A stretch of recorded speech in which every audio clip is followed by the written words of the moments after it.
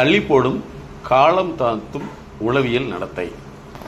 இந்த வீடியோவை காலம் தாழ்த்தி செய்யக்கூடிய நீங்கள் பார்க்குறீங்களா, அல்லது உங்கள் குடும்பத்தினர்கிட்ட இந்த ப்ராப்ளம் இருக்குதா அப்படிங்கிறத முதல்ல முடிவு பண்ணிக்கணும்.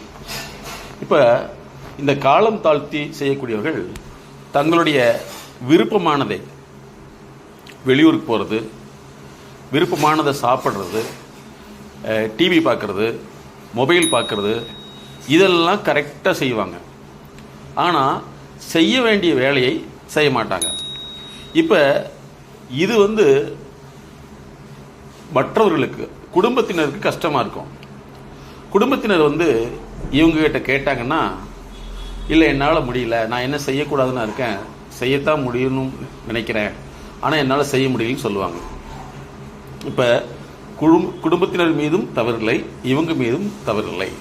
ஏன்னா இந்த ப்ராக்ரஸ்டினேஷன் அப்படிங்கிற தள்ளி போடும் தன்மை முதலில் பழக்கமாக இருந்து பின்னாளில் அது செயல்பாடு, அவங்களுடைய செயல் தன்மை, அவங்களுடைய பண்பையெல்லாம் கன்வெர்ட் ஆகிடும்.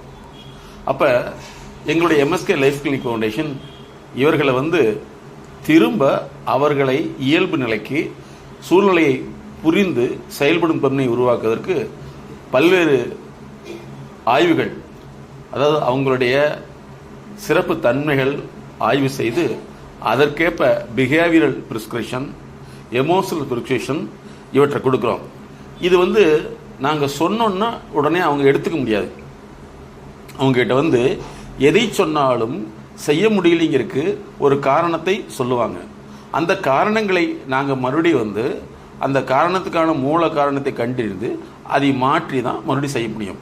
அதனால் இந்த ப்ராக்ரஸ்டினேஷன், தள்ளி போடுதல், காலம் தாழ்த்தல் அப்படிங்கிறது அந்த செய்யக்கூடியவர்களுடைய தவறு கிடையாது, அவர்களுடைய மன இயல்பு, செயல்தன்மை இருக்கும். அப்போ நாங்கள் இவர்களுடைய தன்மைகளை ஆய்வு செய்து தான் அதற்கேற்ப கொடுக்குறோம். இதுக்கான கால அளவு மினிமம் 3 மாதங்களிலிருந்து அவர்களுடைய அந்த தள்ளி போடும் பழக்கத்தினுடைய தீவிரத்தன்மை, அதனுடைய நாள்பட்ட தன்மை, அதே மாதிரி அவர்களுடைய ஒத்துழைப்பு, இதை பொறுத்து அந்த 3 மாதங்கிறது மாறலாம்.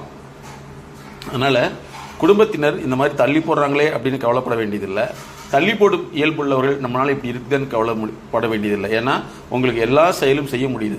அதாவது உங்களுக்கு விருப்பமான டிவியை, விருப்பமான மொபைலை, அல்லது விருப்பமான உங்கள்கிட்ட பேச முடியுது, அல்லது விருப்பமாக தூங்க முடியுது, அதே சமயத்தில் விருப்பமான விஷயங்களில் ஈடுபாடு கொள்ள முடியுது. ஆனால் செய்ய வேண்டிய வேலையை மட்டும் செய்ய முடியவில்லை. ஸோ இதற்கான பல்வேறு காரணக்கூறுகளையும் அந்த செய்ய வேண்டிய காரியத்தினுடைய செயல்பாடுகளையும் கண்டறிந்து மாற்ற முடியும்.